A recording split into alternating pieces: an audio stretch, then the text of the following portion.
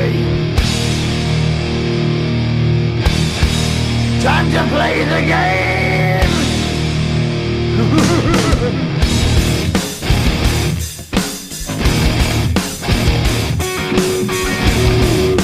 Ladies and gentlemen, welcome to another episode of Toe Knows Everything, the podcast. I'm super pumped. It's fight night here at Sportsplex. I've got two amazing guys with me tonight, and first I want to introduce my partner, the real Marco G, in the house wearing the shades. And I'm super excited to have in the house Italian-Canadian fighter Nick Fantauzzi, 32-year-old light heavyweight fighter right here from Toronto, in the house to give us all the scoop on his latest fight where he smashed his opponent. You'll see the cast on his hand. We're going to talk about his career, his life, and being an Italian-Canadian fighter. Nick, I'm super pumped to have you here. Thanks for coming out today. Thanks for having me, man. I appreciate it. Nick, I want to start off by saying, tell me a little bit about yourself, where you grew up, what part of Toronto you're from, and then we'll get into a little bit about your family and how you got into boxing. So where are you from? So right now, I grew up in Maple, Ontario, so Keelan Rutherford. So you're a homeboy right here. Oh, that's beautiful. Right perfect. High school? I went to King City. Okay. Yeah, King City High. Nice. A lot of my friends went to Joe and I went to King City. And yeah, grew up in Maple, now I live in North York, next to the old Idomo buildings over there. Yeah. Shepherd and Allen area. Yeah. Close to that. So you're a local boy, hometown guy, grew up in Vaughan, went to high school in King City, so very local. Were you involved in boxing as a young kid in high school? Because I know most high schools don't have like a boxing club. No, there's nothing really around. I pretty much trained myself from 15 on. I just started training myself, which is kind of useless, but at least, you know, I fell in love with it, right? And How does a 15-year-old kid train himself? Tell me, I'm dying to know. I know this one. We put on Rocky, and we go in front of the TV, and we start, you know, shadow boxing and, That's exactly you know, it. picking up logs in the backyard and chopping wood like Tony did on his video last week. Because we don't got a big boxing culture here in Vaughan, right? No. So you basically were inspired by Rocky, I've heard. Movies, yep. So the Rocky movies, a young guy, you're inspired. You watch Rocky 1, 2, 3, and 4, I'm presuming. Yep. And boom, you're like, I want to be a boxer. I said, you know what? I have a punching bag in my basement. It was my little brother's actually. He never used it. Went downstairs, started using it, and then people would see me hit and like, you know, holy, let's keep it up, right? So then I started doing that, and then I started watching real boxing, and then seeing, you know, how I fell in love with the sport.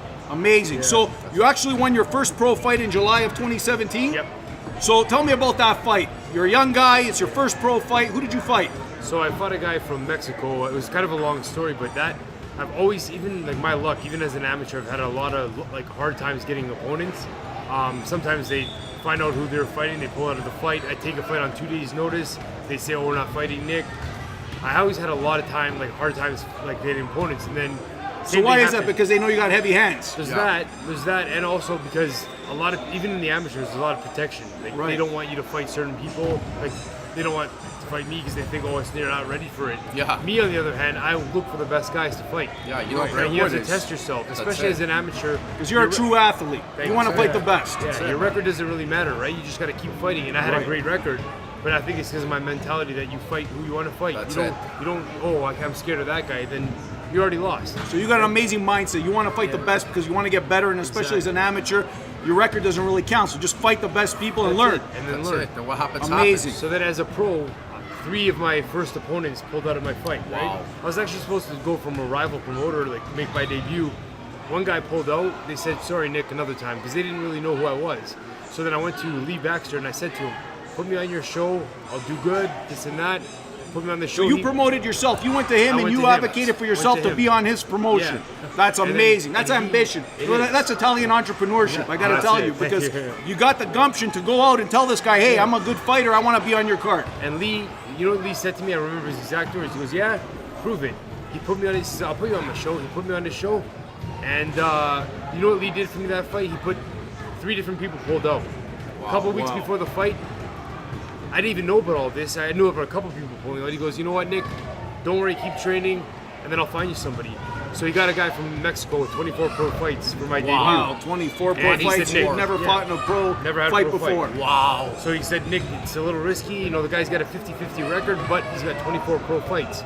And I said, let's do it. Wow. And I fought, I knocked him out in the first round, I dropped him 3 times. Incredible! out. That's the true Italian stallion mentality. Because that's exactly what Rocky did, right? Yeah. Rocky fought a pro. Yeah. And he didn't have the fear, and he said, you know what, I'm going to put myself out there and do it. And you did it, and you knocked him out. That's incredible. Let me ask you something. Being Italian, does that influence you? Because you come from a line of a lot of Italian fighters, Italian-American fighters. Rocky Marciano, there's a whole line of these guys. Do you feel the pressure to be the next big Italian fighter? To be honest, I don't feel any pressure. I feel more like honored. You know what I mean? That's amazing. The Italian community gets behind Italian, fighters. Italian Canadian fighters, whether they be from Italy or born here. It's really good where you get messages saying, you're making us proud. And I've got some of those messages, especially recently, and to me it means a lot. So it's just extra fuel, you know what I mean? Obviously, it means a lot to you because even on your shirt, you can see the green, white, and red. It's right there. You're proud, and I'm proud of you for being a young guy and demonstrating your heritage and your culture and keeping the fight culture of Italian, Americans, Canadians alive, and that's awesome. Listen, I want to quote something. Well, you said it on Facebook. March 30th, you just fought at the former Maple Leaf Gardens, which is now the Mattamy Center. My favorite arena in the world, Maple Leaf Gardens, growing up as a kid. 1,000,001 memories, good and bad. But I've seen everything there from pro fight cards. And my dad actually saw Chevalo box there. Muhammad Ali was here. The Beatles played there. And now Nick Fantauzzi fights there. And it's a fight to remember because you actually break your hand in this fight. But I want to just say what you said. So it was March 30th, right? At the Mattamy Center. Former Maple Leaf Gardens. You got an 8-0 record, right? Incredible. So this is you saying, I broke my hand in the second round, and although nobody really noticed seeing the pictures, you can tell by my face that I was wincing the whole fight. That being said, the job still needs to get done. You can either quit and have a legitimate excuse, or you can bite down and say, I worked too hard for this. I didn't spend months and years for every fight to stop because I have an injury. All those naysayers will have something to say, which doesn't really matter, but I love proving people wrong. Mind over matter. I don't care what happens. I will not be stopped. Fighters fight. That is unbelievable. I gotta tell you, Rocky needs to say that in his next movie, and they gotta pay you for it because that is one of the most motivational, inspiring things I've ever heard. But it's the truth. I appreciate and that. you got the fighter spirit because anyone to say that's got to come from the heart. It came right from the heart, right? Amazing. So how did you do it? You're fighting with a broken hand. Tell me. Let the people know. How is it for a fighter on the big stage? You're fighting. You're like, I'm not giving up no matter what. How does that feel? To be honest, especially because you're in the ring there, you're hearing people yell, you got to shut that out, right? Everyone's telling you what you should be doing, this and that. Nobody knows what you're going on through the fight. Right. And not only that, to be honest, my opponent was pretty good. He's coming off 6 straight wins. He was fast, So as this is all going on, you have to think, okay, I have to win. Right. You know what I mean? You're not, you know what's happening. You know you're hurt. I don't fight, even though I'm aggressive usually, like I'm always very aggressive, I don't fight stupid. Right, I'm composed. I remember walking back to my corner, looking at one of my buddies, Sam Vargas, who's he's fought the best guys in the world. Yeah, amazing. Seen him fight at the Powerade Center. I saw him, and calmly, as this happened, I looked at him. I pointed my hand, I go, my hand's broken. But in a calm way because I'm so. I know what happened, but I know it has to be done. So you were cool under pressure. Cool. You knew it was broken, but you had to get the job. I could have won 20 rounds. I would have kept going. That's wow, Eye of the Tiger. That is pure Eye of the Tiger, man. Beautiful, man. So sometimes in the fight, like, I try to make people understand how you feel, because unless you have a hand injury, you probably don't know how it feels. But it literally felt like someone reached into my hand, grabbed my bones, and pulled them out every time I threw that hand. Incredible. So, and you can't show, because if I couldn't throw that hand, or even if I'm kind of showing it some sympathy or whatever, the ref could just say, that's it, stop the fight. It's done. So you can't show the pain. You got to endure the pain. You got to keep going the distance. You got to get the job done. That is unbelievable. So for people who don't know, Lee Baxter Promotions, he's one of the big fight promoters here in Toronto. And he's got the big cards, right? And so you were part of his promotion. Where do you see fights going and boxing going in the GTA in Toronto in the next couple of years? Is it growing, or is the competition from UFC sort of holding boxing down? What do you think? To be honest, it's rapidly growing. Like, I'm not gonna be biased here and say it's because of Lee, but Lee is the one who's making boxing in Canada huge. Boxing, especially in Ontario. Right. Last year, May 19th, last year, I fought at the Air Canada Centre, now Scotiabank Centre. He did a co-promotion with Mayweather Promotions. Incredible. That is good. That stuff's gonna happen again. We know. We're well connected in the industry now. There's going to be lots more to happen, and big names that are going to come to Toronto, because this is becoming more of a boxing city because of what we're doing. For sure, and that's incredible. Anyone promoting sports in this city needs to be admired because you know what? It's difficult because you're competing against baseball, basketball, hockey, soccer, UFC. There's so much competition, and yet you see you guys getting a name and getting traction and fighting these big fights in these big venues. So that is really incredible. It's amazing. Where do you see yourself in like 3 to 5 years? No, I see myself on top. I just got to keep going. I got to keep winning. If I keep doing what I'm doing and keep winning, keep the main thing, keep progressing with my skills and everything, I don't think there's a limit, right? Absolutely, and we wish you the best of luck with that. I appreciate How does a fighter prepare for a fight? Like, how did you prepare for this last fight at Maple Leaf Gardens? Tell me about your training regime, your diet. So there's a lot that goes into it. A lot of people think boxing, oh, you're just a tough guy who's strong. You go out there. Yeah, it's not like that at all. No, not like that at all. You know, you have to do so much, whether it be, you know, your training, and then you have to do, other than boxing training, first you have to do the boxing training. Yeah. Then you have to incorporate your strength and conditioning. Then you have to incorporate your runs, which is conditioning, Then also, you know, you have a life, you have a family, you have a career. A lot of us fighters at the beginning, you know, you have to keep working, right? I train clients for a living. I worked for the city of Vaughan for 11 years. You know, I'm a busy guy. I work my butt off, and you know, there's a lot that goes into it. Not only that, you know, you're training as a professional athlete, and you're working, and you're doing a lot of other stuff. Your body takes a beating. How do you manage all that stress? Because fighters here in Canada, like you said, you got to work other jobs to support yourself, unless you got a massive sponsor or someone funding you. But otherwise, you got to work, right? So how do you stay motivated to exercise every day, to eat the right diet, and go to work because you got to make money to live?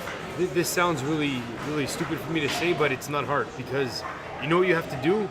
And if I didn't want to do it, if you couldn't pull out all these stops, then don't fight. If you're not all into it, you got to stop because you can get really hurt in this fight, in this sport. They have a strong mentality, which is a gift, man. Not too many people have that. They beat themselves up, you know, every chance they get, instead of saying, you know what, the more chances I take, the more successes I'll get. A lot of people don't even give themselves the chance.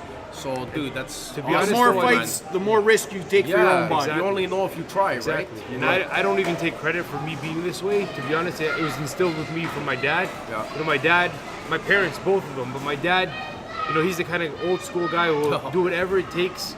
Even if he doesn't have to do it, he'll do it just because it's, you know, he's got to do it, right? That's it. What part of Italy is your dad from? My dad's from Sora.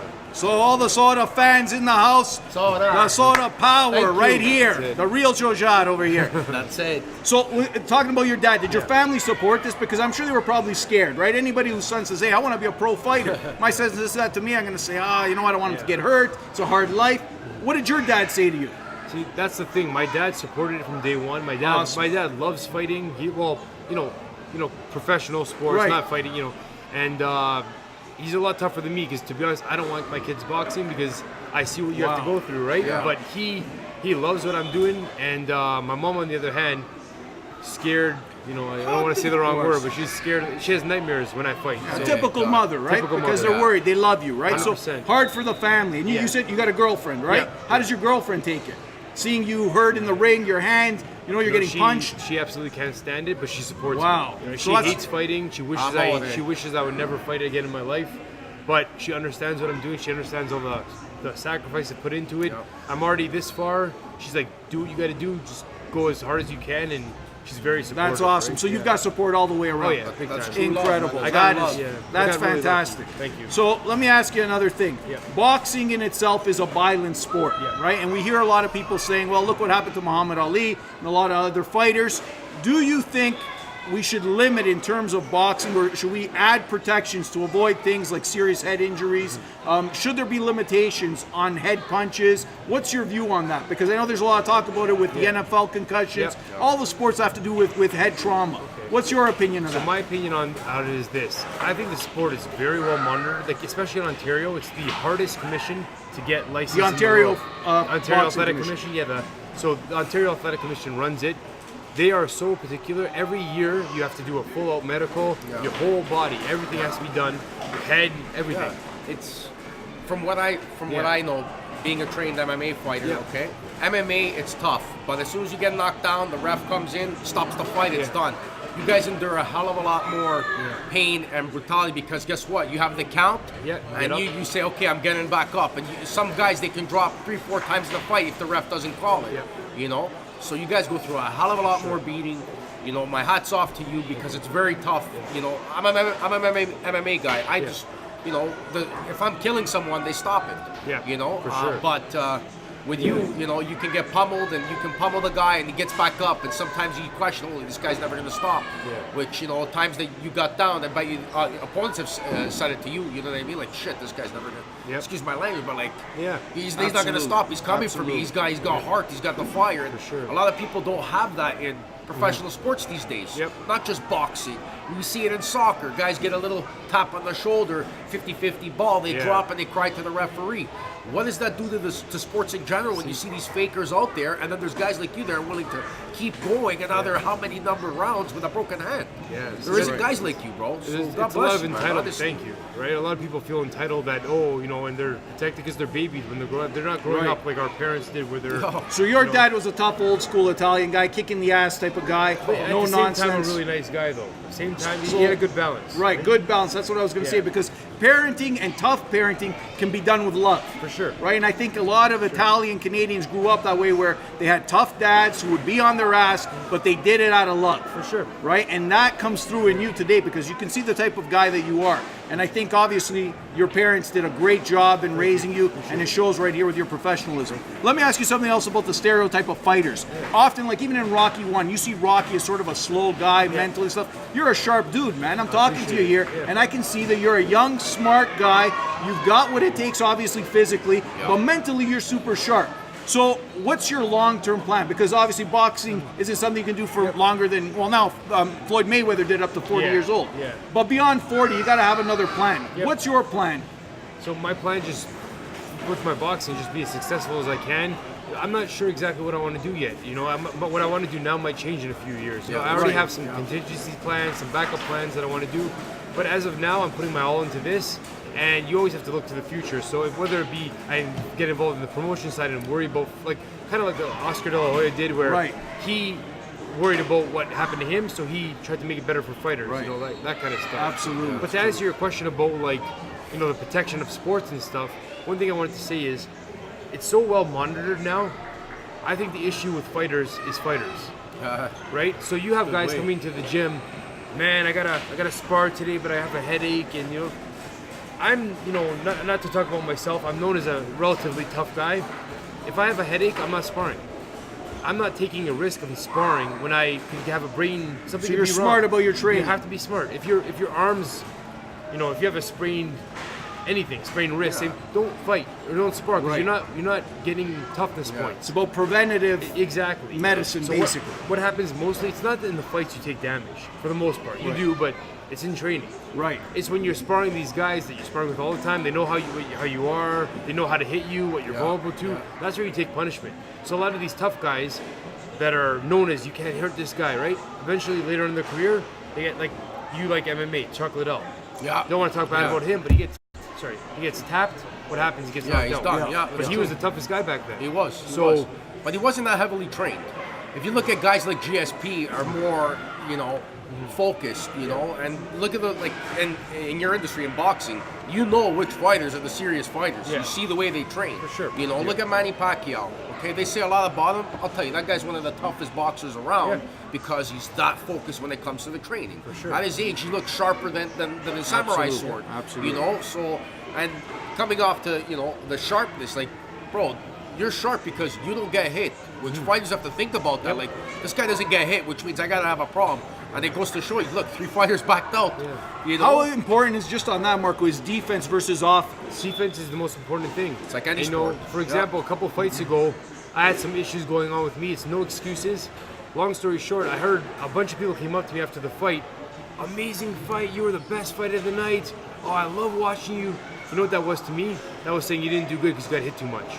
Wow. You know what I'm saying? Yeah. As much as you want to make sure everyone's happy and you to could them it's a good fight, back and forth, but to you it's like, no, it's got to be straight, just be destroying. You want to be complimented on your dominance. You don't want to be complimented on being in a fight, because that means you were in a fight. Yeah. And as much as you want to be known as exciting and stuff, you don't want to really suffer any damage to be right. that guy. You want to hit and not get hit. That's right. true. Right? You got to endure, right? It's a long-term thing, right? Exactly. You don't want to be in the game for a year or two and then out. Yeah. For sure. Let me ask you a question. Yep. And Marco touched upon this. There's a lot of big personalities in boxing. Yep. Floyd Mayweather is one of them. De La Hoya was when he was fighting. Mike Tyson, crazy personality. I'm not sure if you followed Mike Tyson's career. Everyone, yeah. You ever watch Joe Rogan and the Mike Tyson I saw that, podcast? yeah. So he was like out of his mind, buying Tigers, Bentleys, just like completely out of his mind. You are such a down-to-earth, level-headed guy. I can see that. It must be because you're Italian. I always got this bias. But you're so level-headed.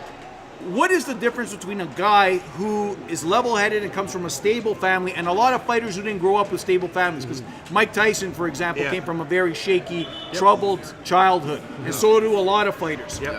Do you see that still today? The troubled fighter coming up and basically using that as an outlet to get their rage out versus a guy who says, I'm an athlete and this is my profession, like you, and is smart about it. So is this still exist today? It does still exist, but it's more, to be honest, it's harder for that to even happen these days, because back then, it would be like, you see this kid who has a lot of potential, you know what, I'm going to put my all into this kid. He's got no money, but I'm going to help him. Nowadays, to be honest with you, most trainers, if you don't have money to pay them, they're not putting any time into you. And that's for the most, because they're not investing in it. Because they say, oh, that person might leave me in a year or 2 years. I'm not going to do it unless I get anything out of it. So now, and like people say to me, I've heard from when I was young, you're going to be a professional boxer? You can't do that. You're a nice guy. You're not angry. You never get into fights.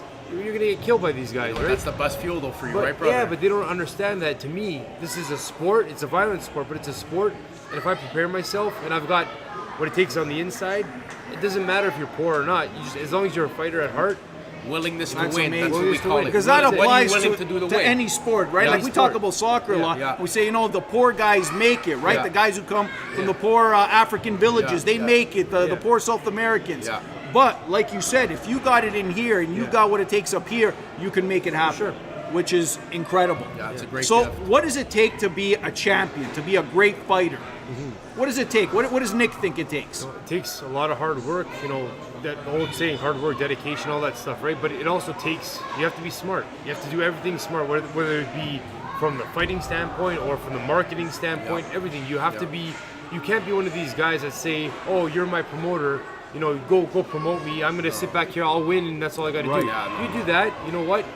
The promoter's not going to want to work with you, because what are you doing? You're not giving any effort. You only get what you put in it, right? Exactly. So if you give it everything, you get everything. If you give nothing, you get nothing. And I say that not just in sports, in any business. I have multiple hats. I own a renovation company. I have guys that come in and they look for the paycheck at the end of the week. They don't care if they cost me money, if they make mistakes. And people like that, right away, boom, out. You don't want them on your team. I don't want them on my team. No. They're going to cost me money and time and headache, and but it's like in anything. The way seeing someone that wants it more than anything is the fuel to get someone going behind you. So I think it's a blessing what you have, bro. Absolutely. You have to drive, bro. Honestly. You got to keep chasing those dreams all the time, and I think that's the point that you're trying to make. Who is your current favorite fighter? Who's the guy that you look to and say, hey, you know what? He's the man. Meaning an active fighter? Yeah, now, active or from fighter. The active fighter. That's a tough one. To be honest, I don't have a favorite active fighter right now. There's a few guys that are really good. They're doing really well, but I don't have a really favorite right now. I know it's a bad answer. Okay, give me who's your favorite fighter all time, active or not active? All time, I love watching Roy Jones. Right? I love watching Roy Jones because everything he did was so perfect. And I know when he got older, he wasn't the same. Another Canadian guy, Lennox Lewis. That guy was amazing to watch. Great fighter, Lennox Lewis was amazing to watch. Back in the day, talk about Rocky Marciano, obviously, one of everyone's favorites. Just a monster. I pretty much like to take everybody and kind of mold it into myself. Kind of take a little bit of everyone and use my own attributes. And I don't have a certain style. I kind of mix it up. That's good, man. You're Do you remember Marvelous Marvin Hagler? Oh, yeah. Yep. If you go on YouTube, the best video I've ever seen, and he was known as a really crazy guy. Tough guy, crazy, really strong hands. There's a video of him training in Atlantic City because he had a big fight, I think, at the Trump Hotel. Wow. And it was wintertime, and the wind was blowing off the Atlantic Ocean. It was smashing his face. There's snow coming down, and he's running. He's got a film crew aside, and he's going, I'm going to kill him. I'm going to kill him. I'm going to kill him. And when he got in the ring, he put his money where his mouth was. Killed him. He was a killer, right? So for me, that's one of my favorites of all time. Oh, yeah. let me ask you one final thing. Actually, I think Marco's got a question. Then I'm going to ask you a final question. Then we're going to have to wrap it up. So, Marco, obviously you introduced me to Nick. Fantastic. We're looking at possibly doing a promotion here in Vaughan. Yes. What would you like to see for boxing here in Vaughan? What I would like to see, I want to see Nick in the ring, doing what he's doing, keeping up the fire, keeping up the drive. We packed this house at GTA Sportsplex, Vaughan Sportsplex 2. You guys got to come check it out. We're going to get something going. I'm telling you, get ready. There's going to be some big news coming up. I'm telling you, you guys are ready for a big, big show. Get ready to God rumble bless for it. sure. Ready to I hope rumble see with you guys Nick. here. We're going to do it. Okay, Nick. Yep. Final question. It's a hypothetical question, but it's a dream fight. Rocky Balboa versus Nick Fantauzzi. Who wins? You or Rocky? I gotta go with me. I'm sorry. All right, good answer. Good Sorry, answer, Sly brother. Stallone. Sorry, Good brother. answer. Sorry. So, ladies and gentlemen, we look forward to seeing Nick right here at Vaughan Sportsplex 2. We're working on something right now. Hopefully, it's going to be big. Follow him. He's with Lee Baxter Promotions. The real Marco G in the house. Boxing is coming to Vaughan shortly. Just before we go, we want to give a shout out to our newest sponsor, which is Popeye Supplements at Weston Road and Highway 7. You can see all of their goods and merchandise. Check them out, guys. They got the best supplements at the best prices right here in Vaughan. Support them. Support Nick. Italian-Canadian fighters going to the top. Go, Light Tony, go. heavyweight. Rocky Balboa inspired. We'll see you next week on Toe Knows Everything. Thanks, guys. It's all about the game and how you play it. All about control. And if you can take it, it's all about your deck. And if you can play it, it's all about pain. And who's gonna make it?